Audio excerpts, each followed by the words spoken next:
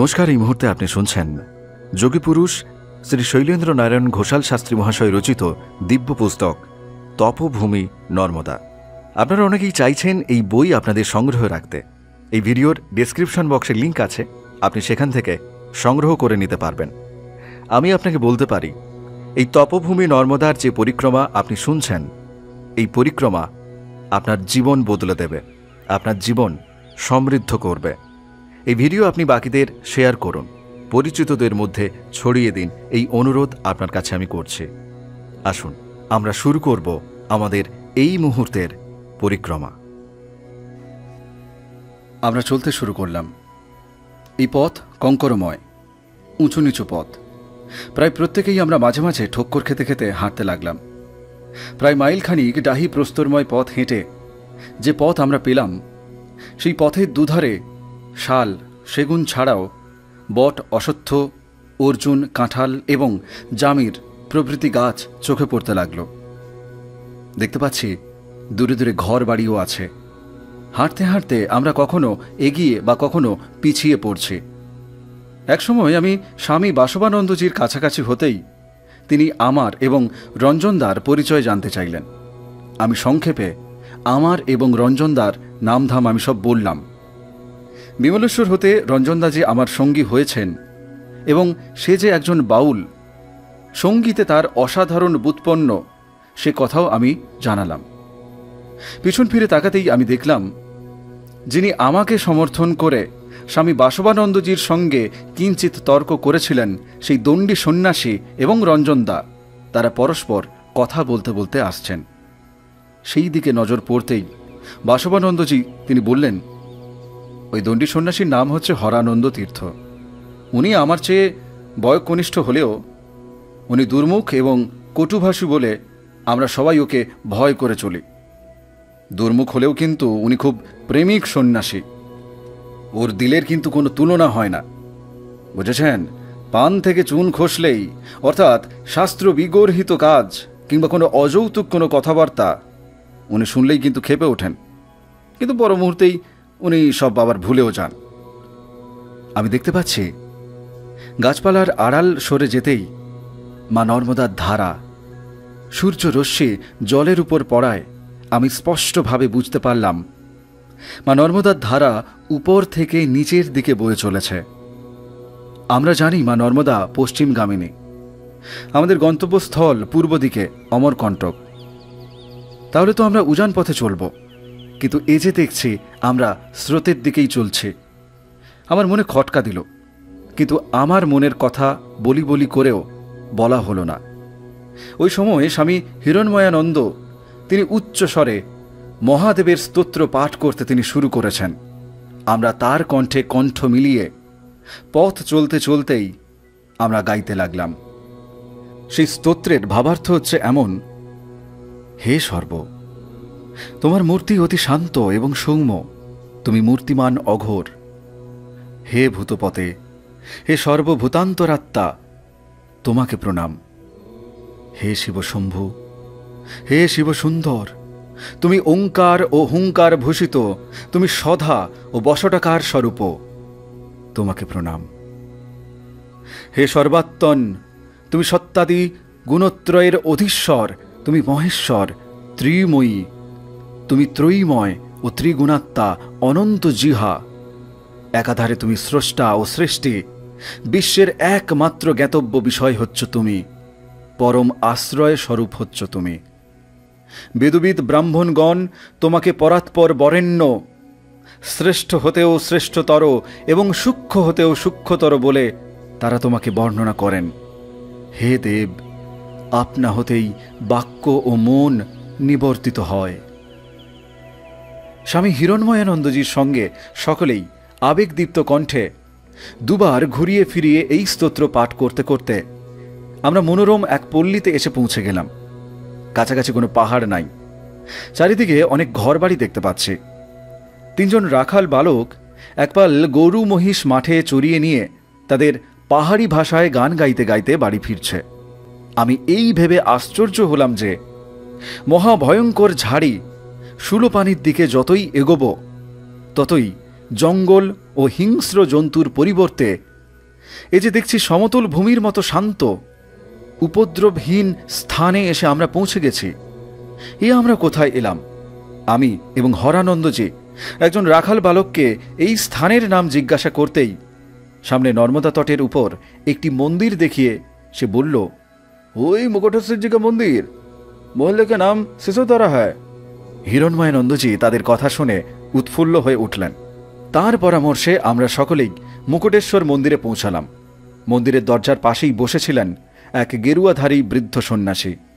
আমরা মন্দিরের মধ্যে মুকুটেশ্বর মহাদেবের অপরূপ সুন্দর প্রায় 3 ফুট উঁচু লিঙ্গমূর্তি দর্শন করে প্রণাম করলাম।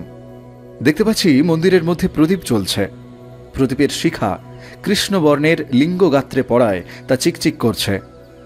আমার মনে হলো যেন জ্যোতি ঠিকরে পড়ছে। মন্দিরের পূজারী তিনি নিজের পরিচয় দিয়ে তিনি বলছেন, ये शरीर का नाम श्री वेद सानंद, कोई श्री नहीं, 108, 1008 भी नहीं, गिरी पुरी सरस्वती आदि कोई उपाधि भी नहीं।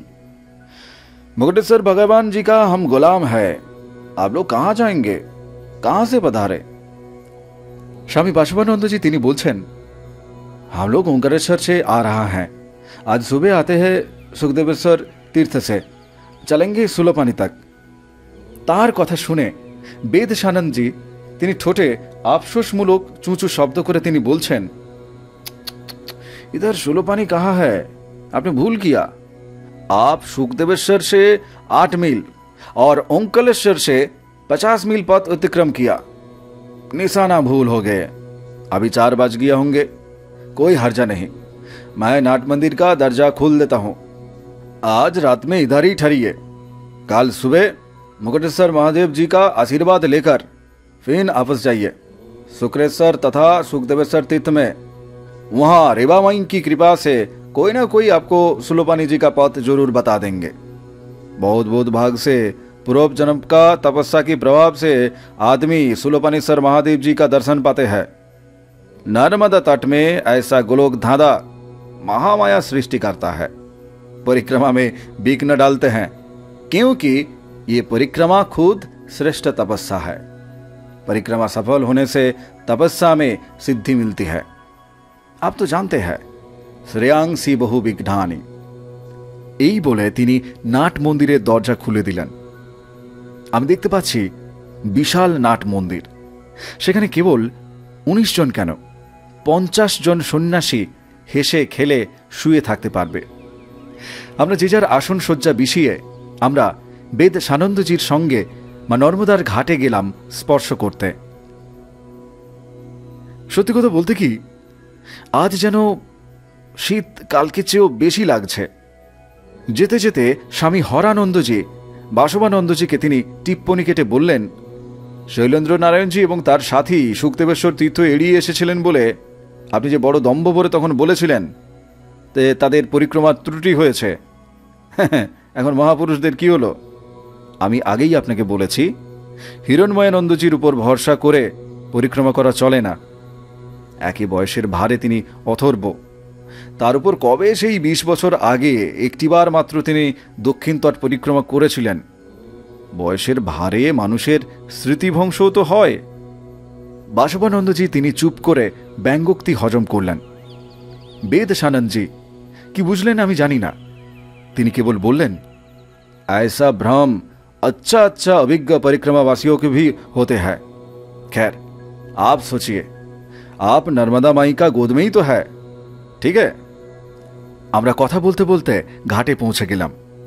আমি দেখতে পাচ্ছি সন্ধ্যা হয়ে আসছে। বেদ সানন্দজি ওপারের দিকে হাত বাড়িয়ে তিনি বললেন, वो जो देख रहे हो सामने में उधर नर्मदा जी के उत्तर तट पर सिनोर नगर है। पश्चिम रेल पर सिनोर एक स्टेशन है। चिरंडा जंक्शन से रेल की एक शाखा मलसर तक आ गई। उसी शाखा पर सिनोर है। उसे सेनापुर और शिवपुरी भी कहते हैं। आप लोगों का कोई उधर गया है क्या? এই কথা শুনে রঞ্জনদা আঙুল বাড়িয়ে আমাকে দেখিয়ে দিতে হরানন্দজির নির্দেশে আমি বলতে বাধ্য হলাম। আমি বললাম, হ্যাঁ, সিনোর দর্শন করার সৌভাগ্য আমার হয়েছে। উত্তর তটের ওই পুণ্য স্থানে মহামতি বিদুর এবং স্কন্দ অর্থাৎ কুমার কার্তিকেয় তপস্যা করে সিদ্ধকাম হয়েছিলেন। ওখানে ধূতপাপেশ্বর, মার্কণ্ডেশ্বর, কেদারেশ্বর, ভোগেশ্বর, উত্তরেশ্বর, রোহিণেশ্বর প্রভৃতি মন্দির ছাড়াও চক্রতীর্থ আছে। ওখানে পরশুরাম তপস্যা করে নিষ্কলঙ্ক মহেশ্বর তিনি স্থাপন করে গেছেন। আমরা মা নর্মদার জলে হাত মুখ ধুয়ে সন্ধ্যা সেরে নিলাম।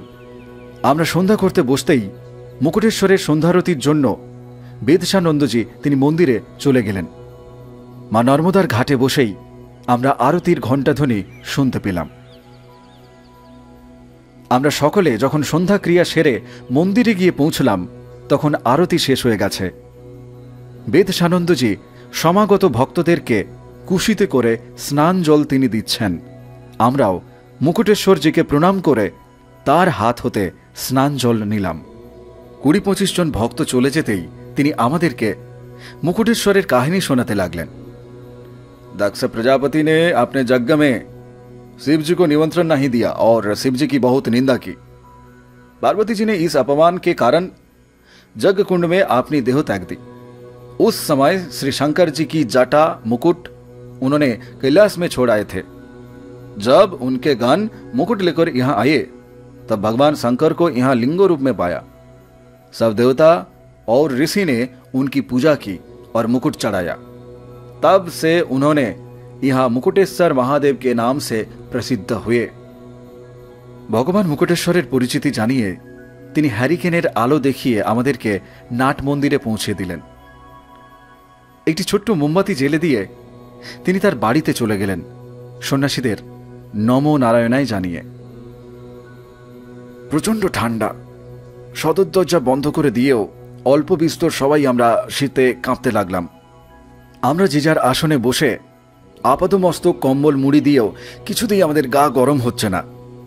হরানন্দজি তিনি হি হি করে কাঁপতে কাঁপতেই মন্তব্য করলেন, বাবা এ যা শীত, মাঘের শীত বাঘে খায়, সত্যি বড় খাঁটি কথা। স্বামীজি মানে এই বেদশানন্দজি আমাদের প্রতি খুবই সদয় ব্যবহার করলেন, তাতে কোনো সন্দেহ নাই। শুধু যদি কতগুলি কাঠ জোগাড় করে দিতেন তাহলে আমরা আগুন জ্বেলে একটু বাঁচতাম। ওদিকে হিরণময়ানন্দজি বেচারা তেষ্টা পেয়েছে, থরথর করে তার হাত কাঁপছে। নিজের কমণ্ডলু হতে মা নর্মদার জল গলায় ঢালতে গিয়ে ওরে বাবা বলে তিনি ঠকঠক করে কমণ্ডলুটা রেখে দিলেন। তিনি বললেন, বাবা এ তো জল নয়, এ তো একেবারে বরফ। বাসবানন্দজি জপে বসেছিলেন। জপের মালা রেখে দিয়ে তিনি শুয়ে পড়লেন। কম্বলের তলায় কুকুর কুণ্ডলী হয়ে শুতে শুতে পরিহাসের সুরে তিনি বললেন, এখন ভগবান তো দূরের কথা, গুরুর নাম এমনকি বাবার নামও ভুলে গেছি। কি জবর ঠান্ডা রে বাবা। আমরা সকলেই যখন এমন শীতে কাবু হয়ে পড়েছি তখন একমাত্র রঞ্জনদাকেই দেখলাম কম্বল মুড়ি দিয়ে বসে তিনি গুনগুন করছেন তার একতারাটি নিয়ে। হরানন্দজি তার দিকে তাকিয়ে বললেন, ছোকরার যে রস উতলে উঠছে। আর ছোকরা বললুম বলে কিছু মনে করো না ভাই, আমার আবার বদরোগ আছে, জ্বর, সর্দি, মাথা ধরা, হাতে গায়ে ওই ব্যথা। কোনো দৈহিক কষ্টে আমি অদৃশ্য সেই শত্রুকে যা ইচ্ছা তাই ভাষায় আমি গালিগালাজ করে থাকি, বুঝেছ। একসঙ্গে যখন অমরকণ্টক পর্যন্ত যেতে হবে তখন আমার এই স্বভাবের দোষ বলে রাখাই ভালো।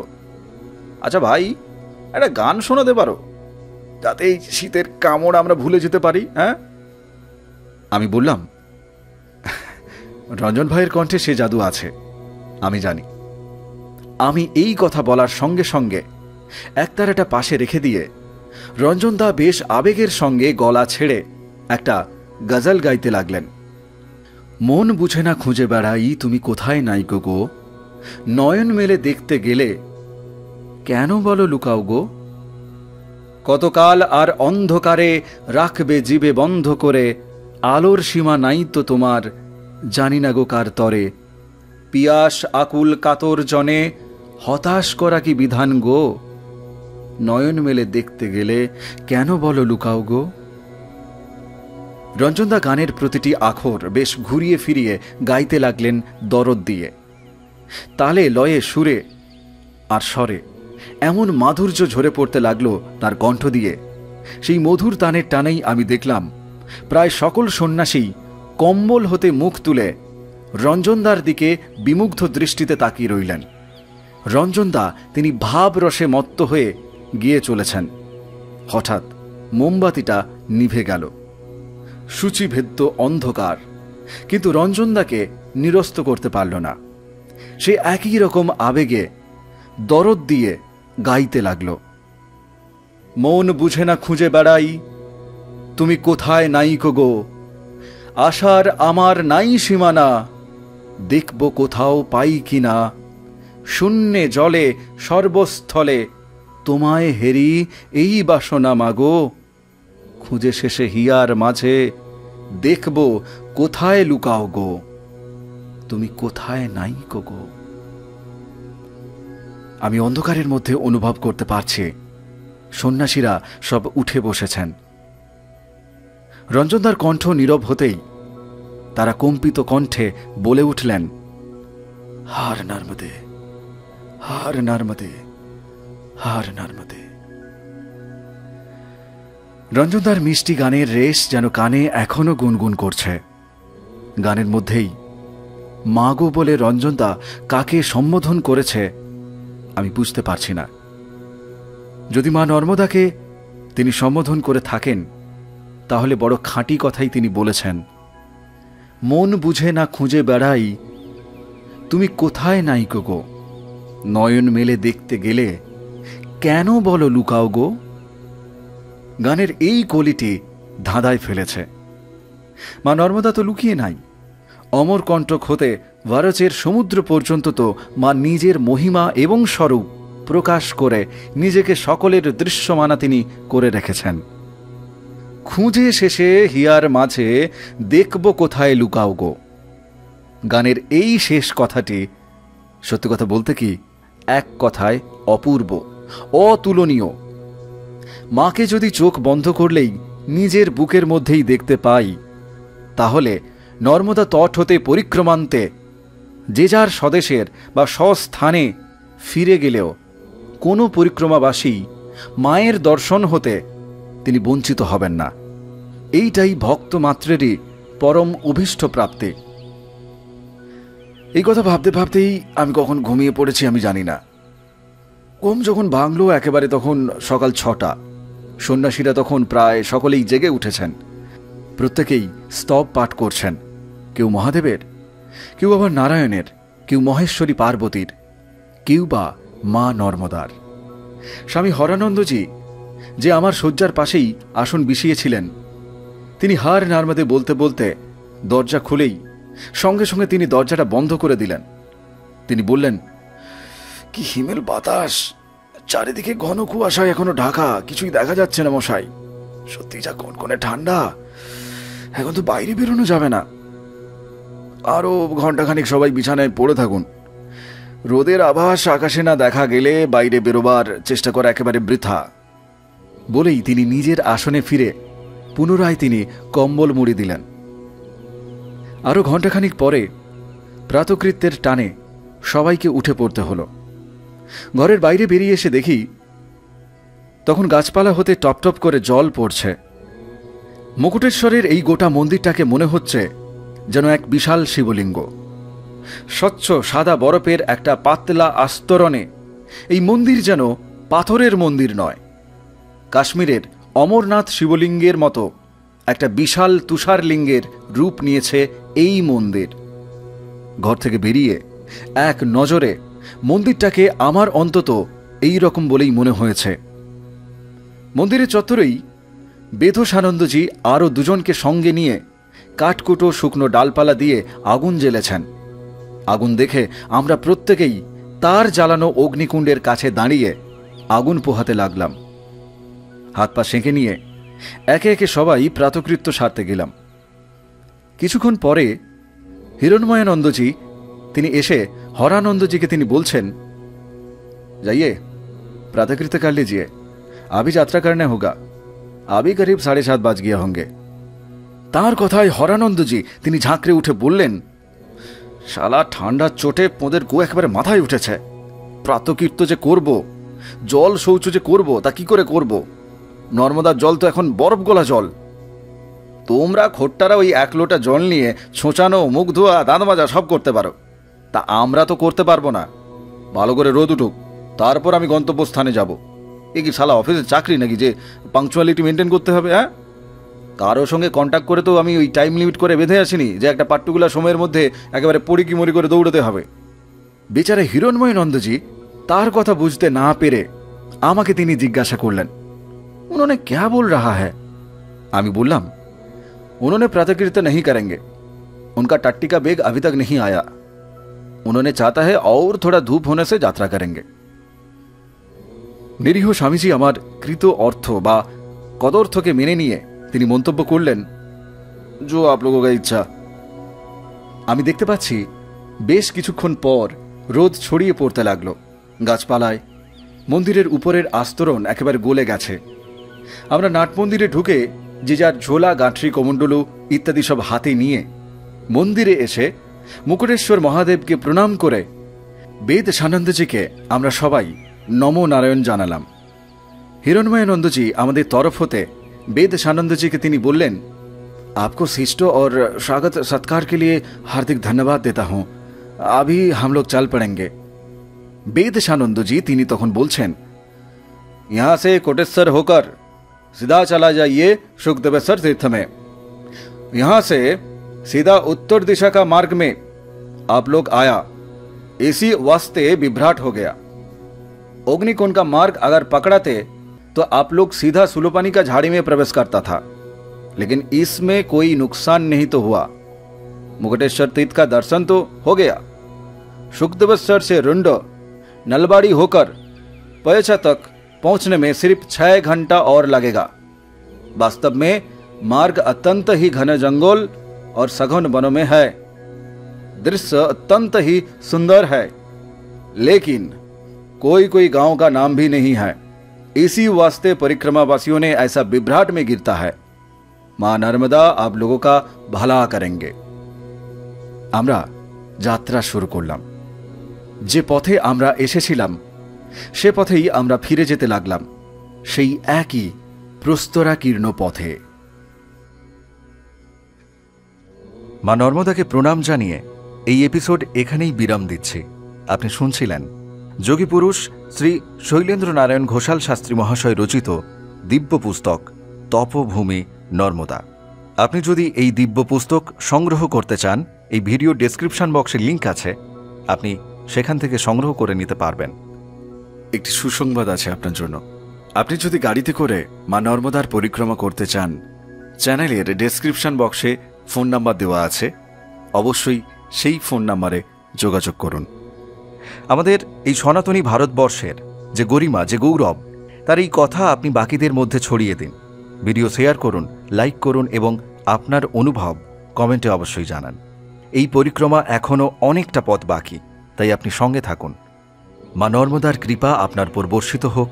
পরবর্তী এপিসোডে আবার আমাদের পরিক্রমা আমরা শুরু করব। ভালো থাকুন, সুস্থ থাকুন। নমস্কার।